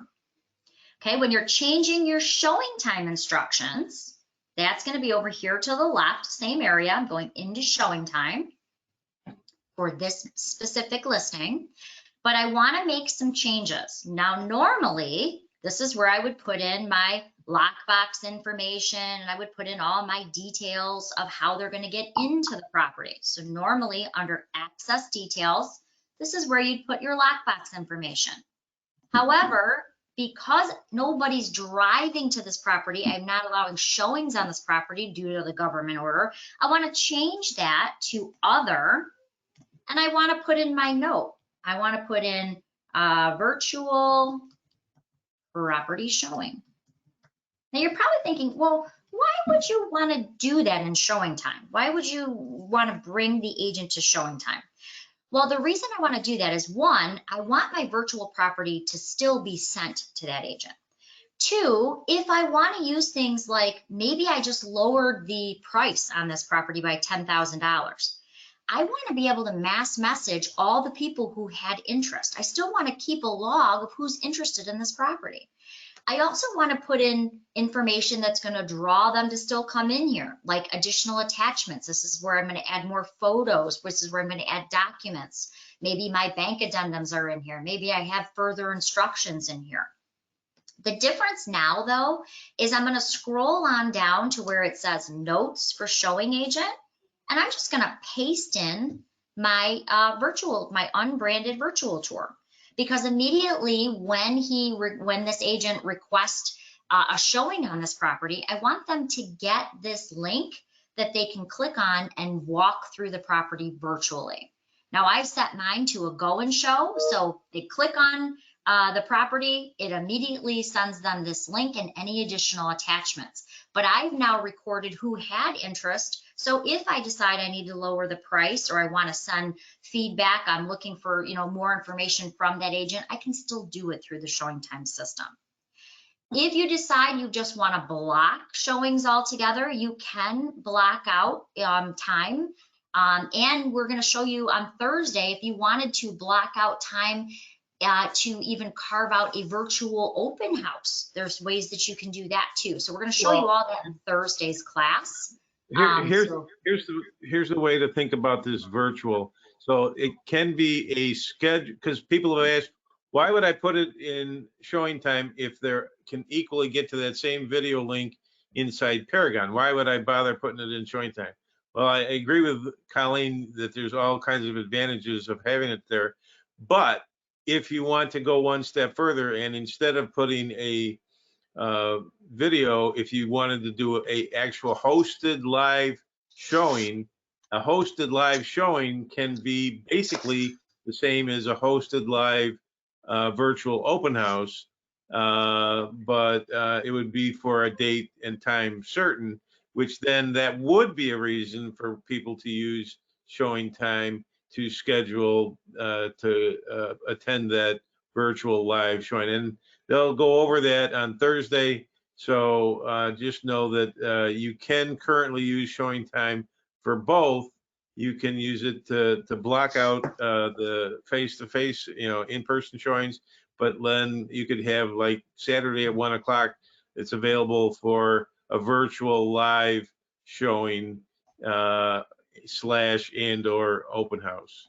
And then the other thing is they're going to talk about Thursday, starting tomorrow, Wednesday, April 8th, the open houses that you can do in Paragon are changing, where we're going to have an actual virtual open house category in Paragon. And starting tomorrow, it will be locked down to, you will only be able to insert virtual open houses once the governor's order is lifted. Then we'll change it to either or. You'll be able to do either a virtual open house or a in-person open house. So attend the class on Thursday to find out everything that's happening tomorrow, the new stuff that's coming to Paragon tomorrow. Another thing, another advantage of adding that virtual property showing is, remember, automatically when you have a listing in Paragon, you have the single property website. And if you're not familiar with that, if you haven't gone into it, it's not something you have to create. We do that for you. When you are putting a listing in, if you go to resources, most people will see it right under list track, or think of it as your single property website. And a lot of people say, well, why would I go to list track? Why would I share through list track? I'm always amazed how many people share through places like Zillow or other sites. What happens is you share all your hard work, all the work you did on your listings, your photo, your comments, and you've basically just given it to the 3 smiling agents who bought that zip code. So in this case, when you share from your single property website, you're actually sharing your hard work and you're receiving the leads back because you're only sharing you and your other properties. So for example, if I were to share my property on Marsha here, when I share that out onto social media or other platforms, and I'm getting everyone looking at the condo I worked so hard to list, when they go to the bottom here, they can contact me directly. They can see where the property is located, but it's only highlighting me and my other listings. They're not seeing any other companies. They're not seeing any other agents. It's just me and my hard work. So it's a really great place to market yourself. And keep in mind those virtual tours that you're adding, the unbranded or branded. If you have a branded, when the government order is lifted, they will be able to see your tour with your information right up here. Right now, this will default to the unbranded. So it's basically what you have in Paragon. If you have a branded tour, it looks to see that, and it will put your branded tour in here. But if you've just got the seller tour, that will show up in here as well. So when you're pushing these out, when you're telling people about these properties, don't be afraid to share these to social media. All your social media buttons are over here, but use that single property website because your tours are already on there. Okay, that was that. By the way, we just did that in the last week, so that's new as well. All right, so you did a great job marketing it. On Thursday, again, we're going to show you how to do some virtual open houses. So you can literally be touring the property from your living room. You're not going to the property as the agent, but you are hosting a virtual open house. You can use products. We'll show you how to use products like HomeSnap and others so that you can actually showcase the property. You can see the virtual tour. They can ask live questions. So there's some really cool things we're going to do with that on Thursday. But now you've gotten all the marketing out there, you've promoted it, and congratulations, you just got an offer. So now what? So now you have this offer sitting in your inbox. How are you getting it signed? How are you countering the offer? I do all of that right through Transaction Desk because there's some really cool tools in here. So I'm going to show you an offer that I just received and how you can mark it up. So I'm going to go into our Cuddle file here, and I'm going to say, you know what, we just got an offer. Let's see, we'll use this one right here, I think. I can find the original offer. We're going to use this one. All right, so I've got an offer that the agent emailed me. I pulled it into Transaction Desk, and if you've never done that, it's a really simple process. You're going to go into the Documents area. You're going to click the little plus next to Add New Document.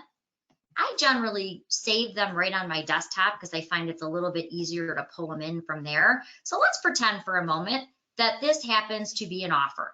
I'm going to drag it onto my drag and drop strip, and just that easy, you can see it added to my documents. You can, by the way, add up to 20 files at one time, so it makes it very easy to pull multiple documents in case you have pre-approvals or things like that. Here's how the countering tools work. Once you open up that offer, there's like a painter's palette. It's called the markup tools.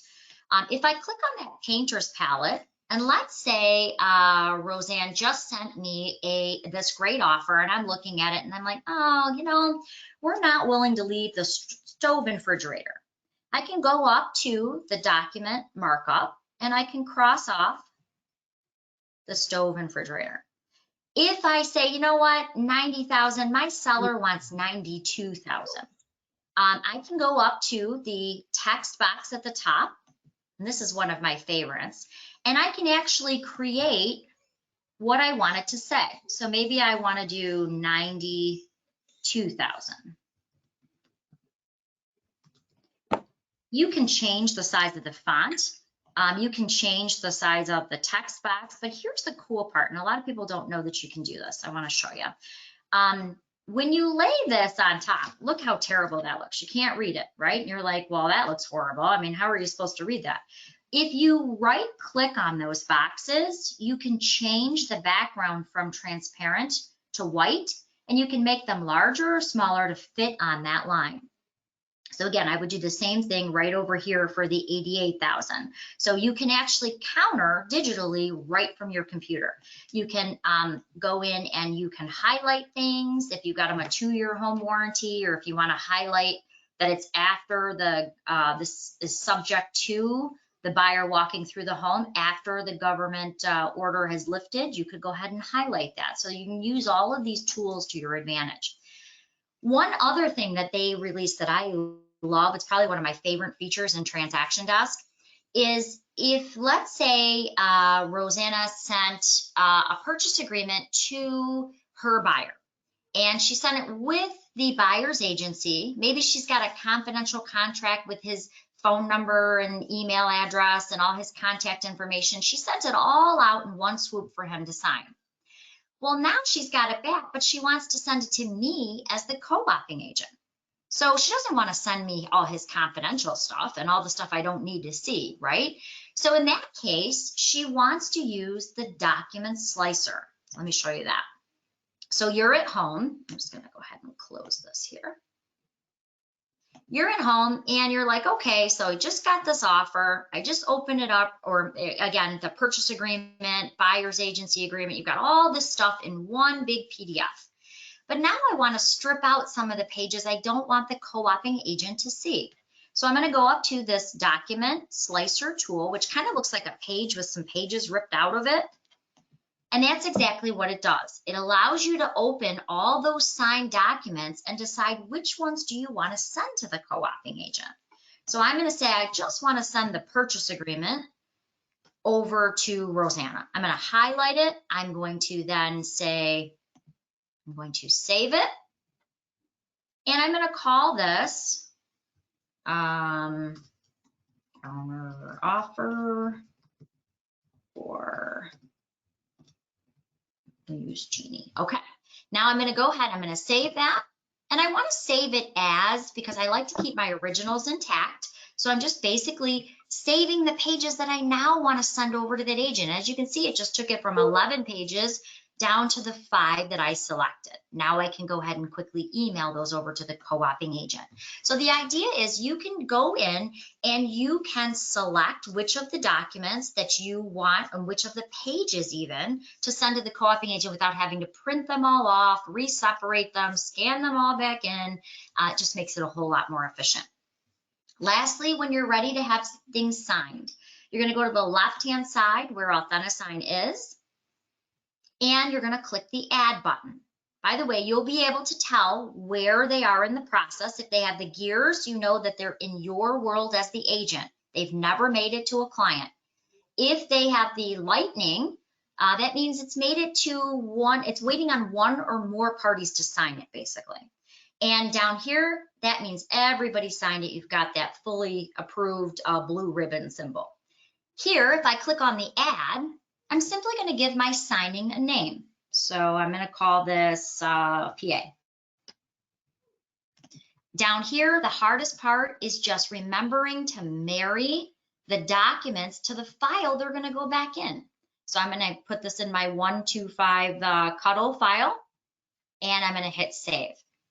It's 4 simple steps to getting things signed. The first step is really done for you. I want to have them signed in the appropriate order. So obviously I don't want to send them to Roseanne if my buyer hasn't signed them yet. So I want to put them in that logical order of real estate. Then down here, who do you want to send them to? If I want to send them to me to witness, if I want to send them to Barry Buyer for him to sign. And then lastly is how are they signing it? If they're getting it in the form of an email, which right now they are, thanks to the governor's order, they're going to be a remote signer. When the governor's order is lifted, if I'm standing next to them, they can sign in my presence or in-person signing. If there's an attorney who wants to review the documents before they go to the client, you can set them up as a reviewer. Now, the attorney's not signing, but what it does allow the attorney to do is go in and accept or reject the document before it gets to the client. Then last is the CC role. This is not to be confused with like CCing on an email. The CC role is if you wanted to automatically go to your title company or automatically go to a lender or someone in the process, maybe your front desk person, you can CC them and they only get it if everybody has signed the documents. You can also put in personal instructions. Like I was trying to let my title company know automatically after everybody signed it that there was a divorce in process and we probably should have separate rooms for this closing. So I can actually put those personal messages in for that title company only for them to see. So it's kind of cool. Once you've added how they're going to be signing it, you're then going to go to step 3, which is what are they signing? If you are doing a purchase agreement, keep in mind if the agent had attached the lead-based paint disclosure or seller's disclosure in Paragon, it will automatically float over into your documents into transaction desk. So remember, if the agent has attached the seller's disclosure that the seller filled out, and you now want to send them to your buyer to sign with all the other contracts, they will be right in this list of documents for you. We do that automatically. Then I just pick what I want the parties to sign, add it in, and step 3 is done. Step 4 is just where are they signing? Many of the forms are smart forms, so they will all automatically know where the buyers and sellers are going to be signing. But if you don't have a smart form, if you're using a company-specific form, this is literally where you're just going to drag those tags for initialing or for a date. In our advanced class, we show you how to use buttons, the radio buttons here. Like if your client was going to fill out whether or not they wanted to have a home inspection, you could use a radio button to say, do you want to have a home inspection? Do you not want to have a home inspection? Or do you want to authorize a lockbox? Do you not want a lockbox? It will only allow them to select one. If you made them optional, they'd click on both of them because they don't really know these forms. So we'll show you some of the advanced options too. And then lastly, you're just going to set up all of the signatures. Once you've done that and they all have places to sign, you're going to hit next. And your documents are off and running, waiting for those clients to sign them. That brings us to the next steps, which are obviously inspection and appraisals. As Dave mentioned at the beginning of the call, those have been deemed by the governor as, I think I've got that slide up, they have been deemed as essential. So inspections, appraisers, surveyors, those are essential services, but you do want to see your brokerage on those policies, what your brokerage policies are, especially for title companies and closings. I have seen stuff I never in a million years would have thought I've seen in the last 2 weeks. I've seen everything from drive-up closings to title companies. I had a closing, I think it was last week, where all of the pens were handed out in disinfecting wipes. Everybody had to sit in separate rooms. The pens then had to be thrown away in garbage cans so that they didn't get mixed up with the pens that were, on the table. It was a little crazy. So you do want to see your brokerage on what that policy is, and you want to check with your title companies as well. What is the policies? Most of them that I've seen, the agents cannot be present. And many of them, as I mentioned, are doing drive up in the car. So you do want to check with your broker and your title company as to what their policies are. Lastly, there's a couple don'ts. Remember, you cannot leave your home. I see a lot of posts on Facebook saying, well, you know what? If it's a vacant home, I'm going to drive over there and I'm just going to video tour someone else's listing. You cannot do that. Even if the home is vacant, we're kind of all in this together, remember. We can't have people getting in their cars, driving to properties and touring them. One, you can't do that under the governor's order. And two, you don't have written permission to go in and video tour someone else's listing. That is something that's generally reserved for the listing agent, and it says that in their listing contracts. Two, don't forget, if you are using those sellers' photos or those sellers' tours, you do need that copyright form filled out from them. With that kind of took you on a soup to nuts transaction. So we started with just basic prospecting. We worked all the way through with trying to get to the end of the deal. And we know that these are difficult times, but we still can work remotely. A couple questions I had previously were, why would a buyer want to buy a home if they haven't walked through? Well, remember, a lot of these buyers know that there's a shortage of inventory. They don't want to lose a good house when it does come on the market. So don't be afraid to write those purchase agreements in a way that states that it's subject to the buyer walking through, and check with your broker on the exact language. And then when the government order is lifted, that would be your time frame. So again, subject to buyer walking through when the governor's executive order is lifted, but check with your broker on getting the exact language that they want you to use. Now we have a This would be a great time for questions. Okay. Yeah, the question says, we use office-specific forms. Can we set this up with signing and initials in advance? Yes. If you have office-specific forms, you can still set that package up, and you can even predetermine where the signings go. So if there's kind of two questions there, and I'm not sure which way you're going. If you have office-specific forms, yes, you can still pull them into Transaction Desk under Documents. Let me kind of show you that. And they can still be set up for signatures ahead of time. Brokers can actually predetermine where the signatures go.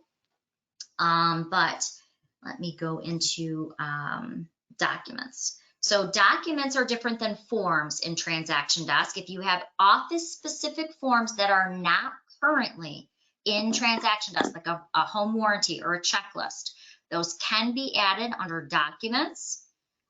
Or your brokerage can set up their own brokerage library so everything autofills, which is the preferred method. But yes, you can do both of those, and signatures can be set up ahead of time.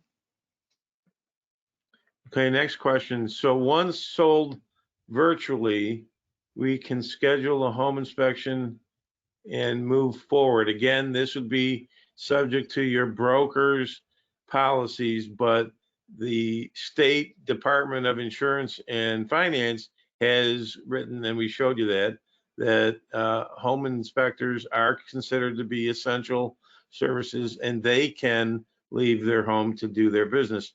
But even with that, the agents cannot leave their home to go and tag along on the inspection. You can't do that. And then the next question is, this was an excellent class, Colleen and Dave. Thank you so much. I guess that's not a question. I love it though. Thank you. They're looking forward to more classes, which are, the biggies are Thursday. What are the two classes that are going to happen on Thursday?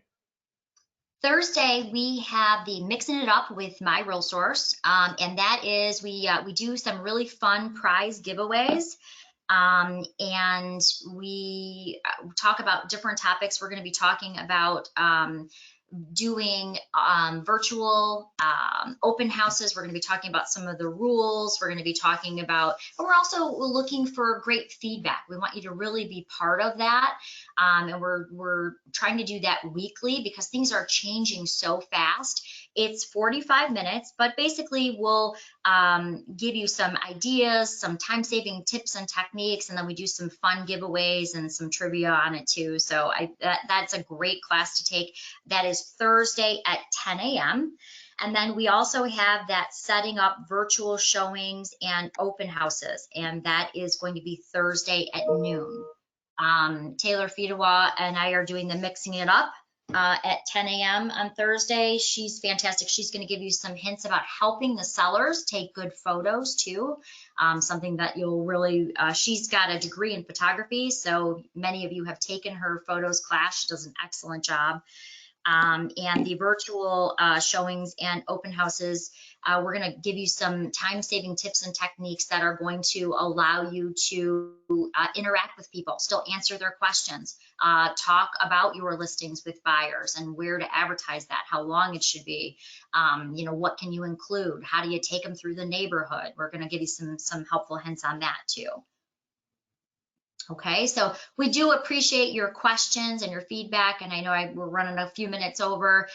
If there's anything that we didn't address during the call, please feel free to you know, send us that. You'll get a follow-up email with our contact information. So if we did miss anything or you have a question down the way, we would love to help with that. Remember, we have tech support that is available 7 days a week from 9 a.m. to 9 p.m. So if you're having any problems on like, okay, I got a photo from a seller, what do I do? Or I got a video from a seller, what do I do with that?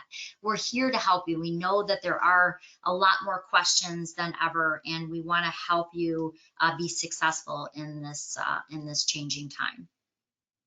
All right, Dave, did I forget anything? Nope, I think we're good. All right, thanks everybody. Thank you. Have a great day.